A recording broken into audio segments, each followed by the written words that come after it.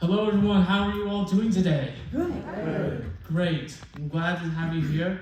My name is Robert Schmoose, and what we're going to be talking about today is social networking. Okay. So, before we get into that, I just want to talk a little bit, about who I am. So, I am a autistic self-advocate. I am from the Philadelphia region, and I'm also a licensed mental health professional. Now, for me, when growing up, some social situations were very hard for me. I was able to have friends, but I had difficulty with conversations. I had difficulty with, interacting with others, and that's always been something that's been difficult for me. Like, it led me to have anxiety, led me to have difficulty with managing myself. It wasn't until I had a breakdown at 15 and I had to be hospitalized that I was diagnosed with autism. And from then on, I was able to understand what it was. I was able to learn about it. I was able to know what the characteristics are, and I wasn't alone. That I know what I have. I know my worth from it. So what I want to discuss with you, and I want this to be an open discussion with everyone, is the idea of social networking. So when we think of social networking, what is the first thing that comes to our mind? Yes? Getting to know people and learning from their experiences. Very good. Yes, knowing people, learning from their experiences, and learning from there. That's a very good first. That's very good. Anyone else? I think about networking professionally, meeting other people who work in the same field. Okay, very good. Yes, you work with people in the same field. That's very good. You can find friends that way. All right, anyone else?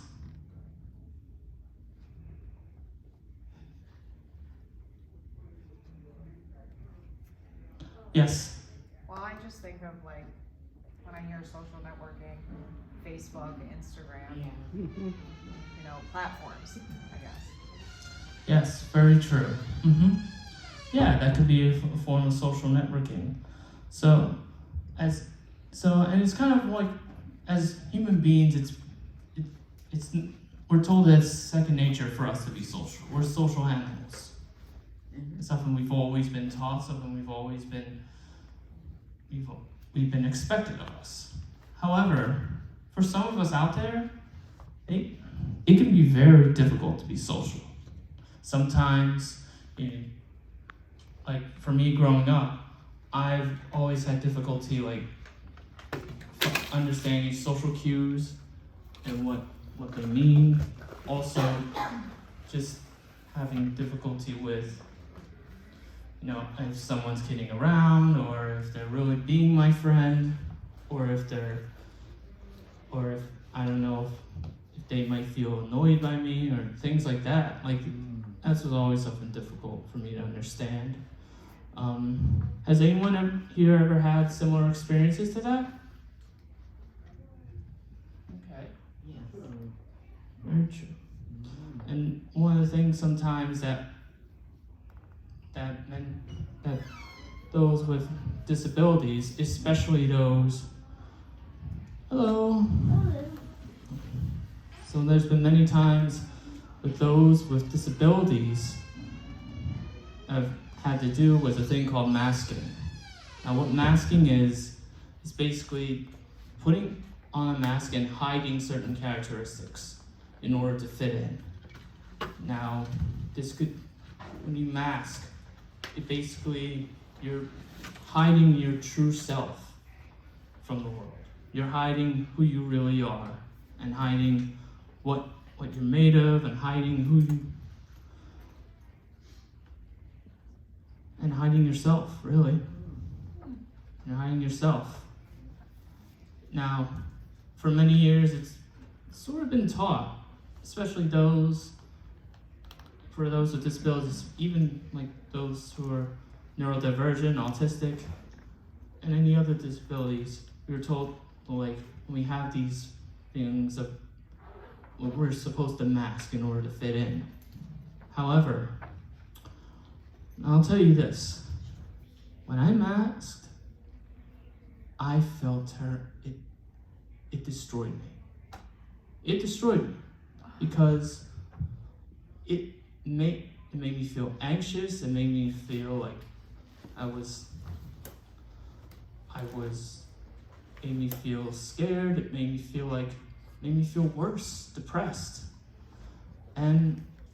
But it felt like I needed to do this in order to be social, in order to gain a social network, in order to gain friendships and everything of that matter. Wow. But in the end, it just made me feel worse. And one thing I found out was I wasn't the only one who had to do this. I want to ask you, have you ever experienced masking before? Yeah. Okay. You know what I'm talking about. Yeah. And now, fortunately, now we know from advocates in the autism field and self-advocates know that the idea of masking doesn't help. No. It deteriorates someone, Yeah. makes them feel worse. Yeah. And that's why instead of masking, advocates and autistic advocates are speaking out to tell others that we can just be ourselves and not hide who we are. So, and even masking has even led those with disabilities or those with developmental disabilities and neurodivergence to not engage in certain things that make help with their anxiety. For example, like some of those who are autistic, like might stim, and that's a coping mechanism. However, in the past, many systems told us not to do it because it's not that's not socially appropriate. That's another thing that masking did. However, but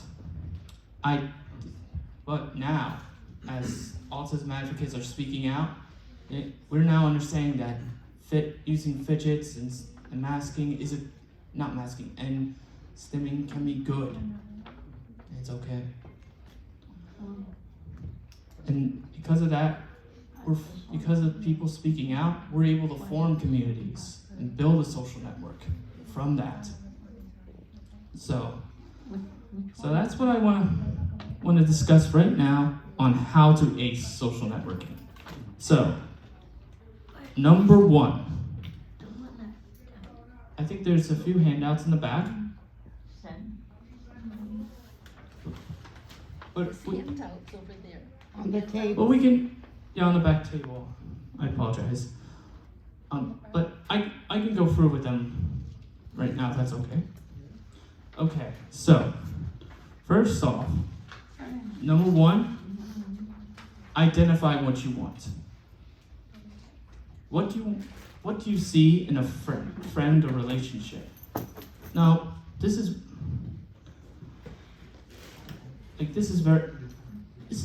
a question we all have when we try to make friends with somebody. When we try to find someone we want to have a friendship with. What do you want from that friendship? Well, let me ask you, what is something that you feel you want when it comes to finding a friend? Yes, sir. My name is John, by the way. Hi, John. Hi, how are you? I'm good. How are you? Good. Can you ask me a question? When you want to make friends with someone, you should always this is what they tell me in my workshop, because I work in the day farm where I work for Bay Cove on Braxton Street. When you want to make friends with someone, you should always look them in the eye and tell them how you feel. Tell them how you feel. If you're having a bad day, you should try talking to them. You shouldn't try taking it out on them when you're having a bad day at your day program. Is that the answer you was looking for? Yeah. Yeah, because sometimes like when it comes to having someone who you want to be a friend, the best thing to have, one of the best things can be honesty. And really telling your friend like how you're feeling. Like if you had a bad day, someone you can confide with, someone you feel safe, someone who you feel safe to talk to about. Yes. So what I look for in a friendship mostly is trust. You know, I need that person that's going to be in my social network. I want to be able to trust them that what I say won't, maybe leave that room. And one of the big issues for myself, and necessarily you don't have to have autism or a disability to mask. When I was growing up as a kid, I grew up in the 70s, right? And it wasn't cool to play with toys when you were like 13 or 14. So I hid all my toys. So when my friends came over, they didn't see them. But when my friends weren't around, I broke out the Army Men or the G.I. Joes and I played with them. I didn't want to not fit in. And that's I guess what masking does is, we want to fit in, so we change who we are. But I've had a lot of friends in my life that I thought I trusted them and I didn't. They would go about doing something else and talking about you behind your back, That's not a true friend. Thank you. Thanks so much, Pat. Anyone else?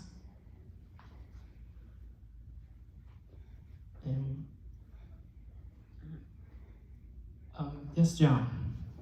When a friend says that he's coming over to see you, like to visit you in your group home, and he changes his mind all of a sudden and says he has something else to do, that's not so good. That's really not like being a friend to you.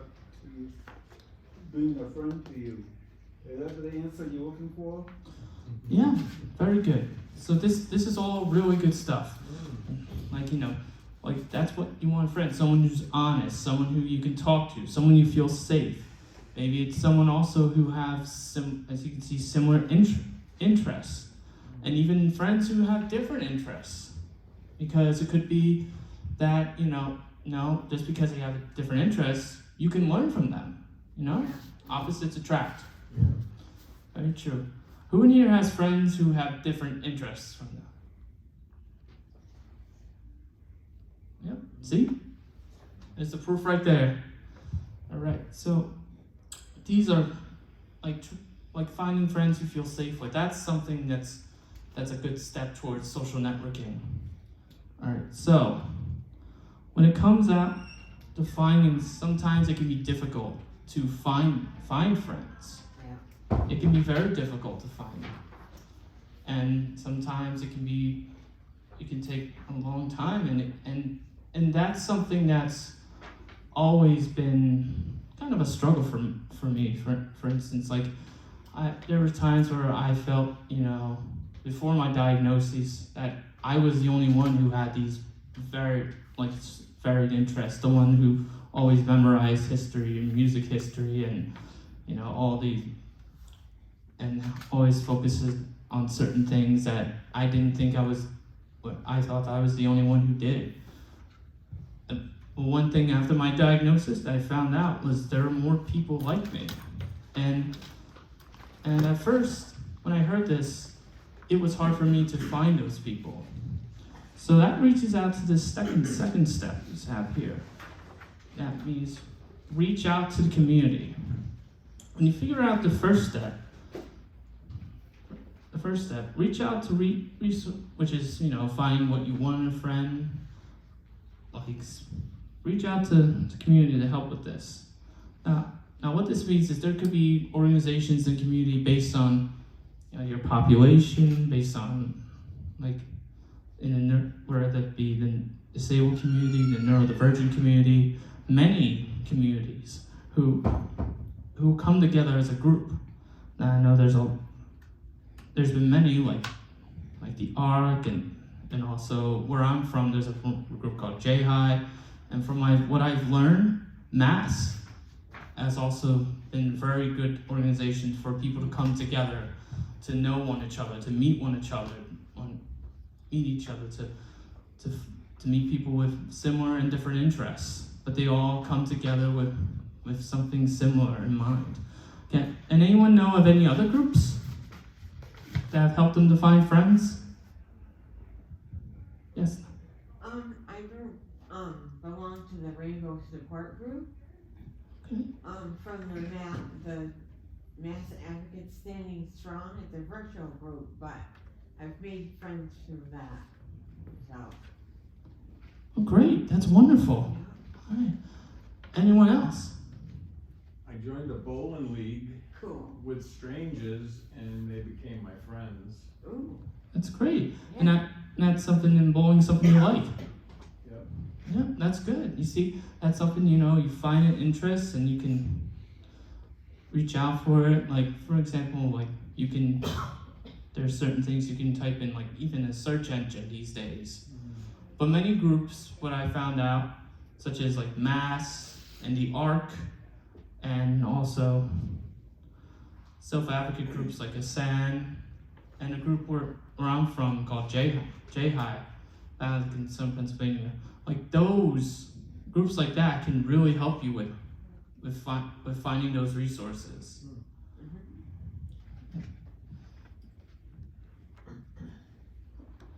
However, like sometimes when you're finding these groups, it could be a roadblock, because there might be some time in your area, like not many groups that there might not be any groups that help with those social networking in your area. So that goes on to my next step is that's when advocacy comes in. So for instance, that would go to forming your own group. If it comes to the point where there is not much out there to help with your social networking goal, the next best thing is to form your own social group. When creating your group, describe what you want your group to be about, what activities you can plan with your group, such as certain social events.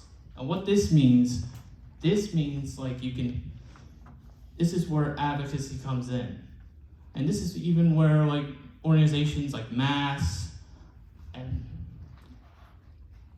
the ARC and organizations like that can really come into play, where they can help you to advocate, to build these groups, to build these social groups to help you build those social groups to gain the community.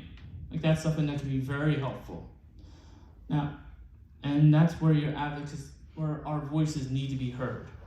That's where our voices need to be heard and speak out. So, because when it comes to the needs in life, there's, of course, biological needs, emotional needs, but also social needs. We can't escape that from us. And also, you can also, another way you can do it is spreading awareness about forming a group that you have, or finding a social networking group in your community. For instance, then maybe like reaching out to resources like MASS, and also maybe people in the community like schools, and maybe your or those in the medical field might be able to help. Like definitely keep your voice heard. Now, I want to hear. Now the results of my tips might vary, but hopefully it's a good start to your journey for social networking. So one thing, Is there any questions?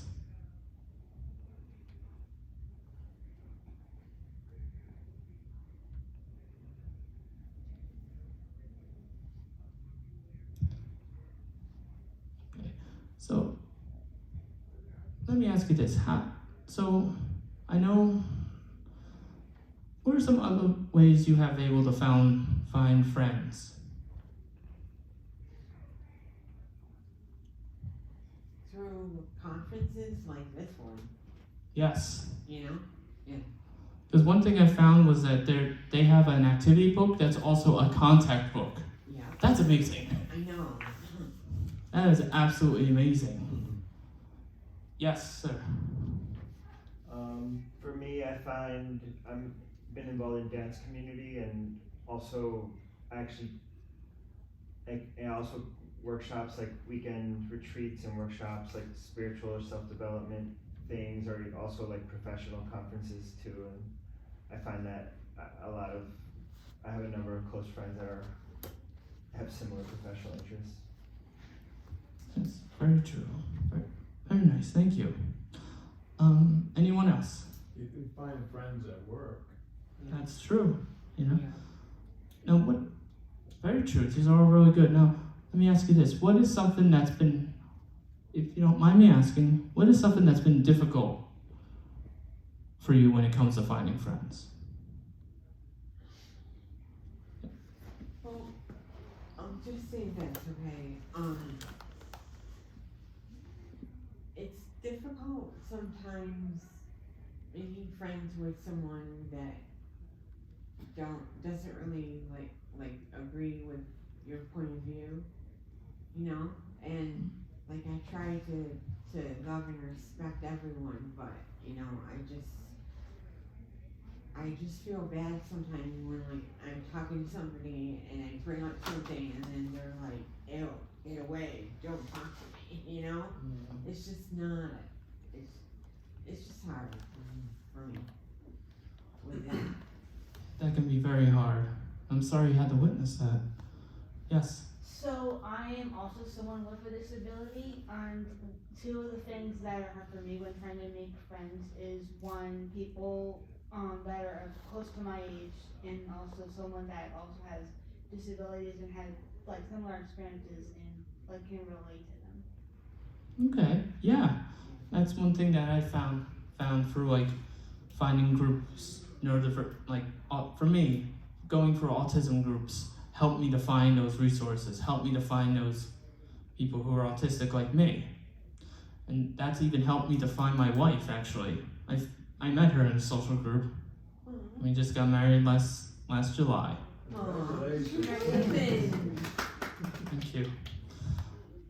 Yeah, very good. Anyone else? What has been something that was difficult? Yes. I've experienced sometimes feeling rejected. Like some of my partner's friends, like she's a little younger than me, and I feel like sometimes her friends aren't really that interested in me or don't think I'm cool or don't pay attention to me. But then I also don't always pay attention to other people, even the people that want to hang out with me. And sometimes, like especially if I'm going through an intense period at work, I'll just like, and people will reach out and I'm just like too overwhelmed to even schedule a time to see them. So just like the executive function part of like of staying engaged with people can be hard too. Yeah, because sometimes, you know, maybe like we're all different. We're all different when it comes to like focusing and cognition, and you know, maybe sometimes that can be a barrier for us. Yeah, that I would agree there. I've been there. I can empathize with that very well because I've been there before as well. And that's why it's very important that, you know, that when you find someone gain a relationship, a friendship, that you're safe to express that with someone. Express that, you know, sometimes I have difficulty with focusing, but I like being in your presence, and I really feel that, and I just want to let you know of that. Like, and make sure it's a safe place, a safe person to talk to. Yeah, very good. Now, I know during the pandemic, it's been very social networking has been very, very difficult, to say the least. So during that time, what do you feel? Do you feel, and many of us had to go virtual. Now, let me ask this: do you feel that during the pandemic, going virtual made it more difficult or less difficult when it came to social networking? Well, for me, my dad had unfortunately passed away suddenly, so we were gonna have a celebration of life for him, but during the pandemic, we were unable to, so that had to be postponed until things were better, and that just made it really hard on my family and the situation. I'm sorry that happened. I'm sorry for your loss. And yeah, that's something, when it comes to a funeral, when it comes to all of that, when it comes to something where you need somebody, you need your family, you need someone to be there. And you're not able to do it because of things such as the pandemic, that can be very difficult. I saw a hand over here. For me, I think the pandemic just made it even worse because it was like, one of my closest friends, who I was very close to for several years, we became distant all of a sudden. And it just got to the point where we honestly don't speak to each other right now, and I ended up becoming closer to another friend, which was out of the blue, and I think the pandemic exacerbated everything. Yeah, I can definitely agree with you on that. It has exacerbated everything, and during that time, our world was turned upside down in many ways, financially, physically, even, and socially. Yeah. So, I'm sorry that happened with your friend. Yes. I would say that, and I think in a lot of ways, like for most people here too, is that it was harder for me because again, with like not the social interaction in person, especially, and also there were a lot of times where we make arrangements to like see my sister, and then we would have to cancel because she would be in close contact with someone that might have had COVID and had to test herself. Yeah, because even you're at that stage where all of a sudden it hey, things seem to be clear. This seems to be getting better. Okay, let's have a get together, and then all of a sudden someone was exposed, and plans had to fall back. Yes. So I think one of the big things that really affected social networking was the government wanted everybody to social distance. And I don't believe we should have social distanced, maybe physically distanced, but socially we still needed to be together. Everybody was social distance, 6 feet apart, maybe physically distant, but not socially. Okay, so it's kind of like the wording of it. Still have that distance, but instead of calling it social, call it physical. Yep. So we can still socialize virtually or from a safe distance, but don't call it physical distancing. It's funny you point that out because that's what I was thinking too. Shouldn't it be called physical distance? Yeah. Yeah. Should have kept it at that. Maybe it would. Well, maybe things would have been different. But anyone else? Yes. I think one of the issues that makes it hard to make friends is you might be willing to make a friendship and there's not so much follow through from the other person. Yeah. you might be trying to reach out or something, and then like you get nothing back. Yeah, that can happen. Sometimes we're trying to reach out to somebody, we want to try and be friends with this person and say, hey, you know what, maybe they have similar interests. Maybe, we're from the same area. Maybe, we're part of the same social group. And you know what, they said they want to be friends, and you want to be friends, absolutely. But you're doing all you can to, reach out to them, but they don't reach out back. There could be a number of reasons for that, and that could be, maybe they might have difficulties socially, or they might be busy, or I think for that, or as you said, maybe they just not putting the effort in being a friend. One of the things I could say about that is really meet them where they're at. Like meet yourself where you're at too. Like that goes back to knowing what you want. Like you want like a friend who can be there, who's kind of have a mutual communication with each other, a mutual bonding with each other. Thank you so much. All right. Well, I guess the next question I want to ask is, now that things have now for the most part opened up, and now we're able to have gatherings such as this again, do you feel that it's been hard to engage in that social networking in person, or do you feel it's been more difficult? Yes? I can definitely feel a disconnect with some people, at least some people, between, wanting to do stuff after the pandemic, yeah.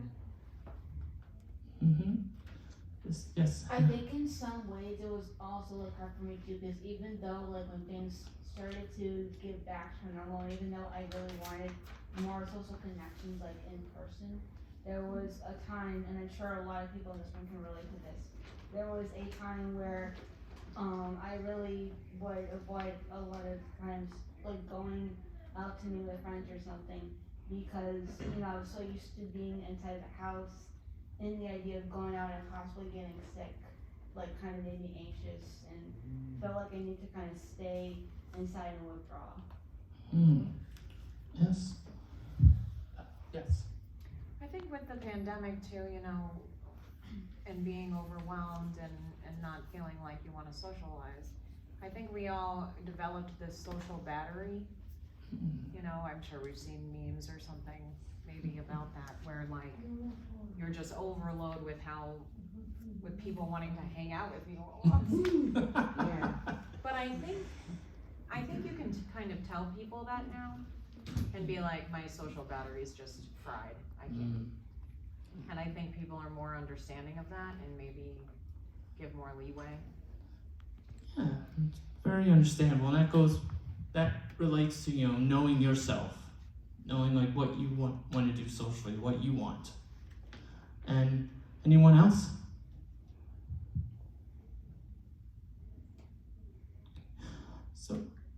So another question I want to ask is, when you started going back being social again, what helped you become social again after the pandemic? Or let me ask it again. When you start, anyone here, if they've started going to certain social groups or meeting people socially, what do you feel has helped you? Alcohol. No, I'm joking. Okay.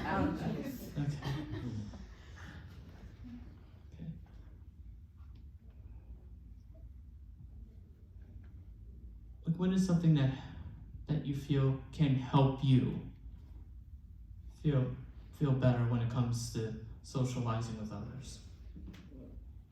Yes. I guess going to organized activities that have some kind of structure that facilitates interaction. That's a good one. Yeah, so like maybe like seeing a group that has like a certain activity, like if you're going bowling, or if you're going on a hike, or if you're going into a movie where things can be structured. Then there will be a time in which you get to know the person you're going with, and get to know the people there. And maybe you guys be sitting at a table for lunch, and maybe an icebreaker. That's something that can be done. Like if you're in a group, maybe have like an icebreaker where you can say, what is your favorite thing? What is your favorite thing you like to do on the weekends? Or what is your favorite movie? What is your favorite music?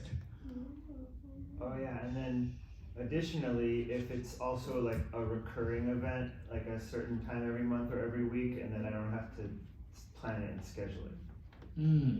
Yes, having it scheduled yourself, not yourself, having someone else schedule it. Yeah, very good. Anyone else?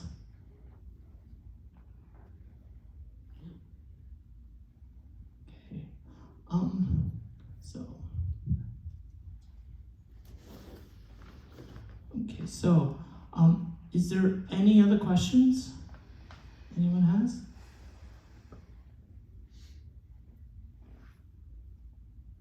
Okay. All right, well, thank you very much for coming today. Thank you. Thank you.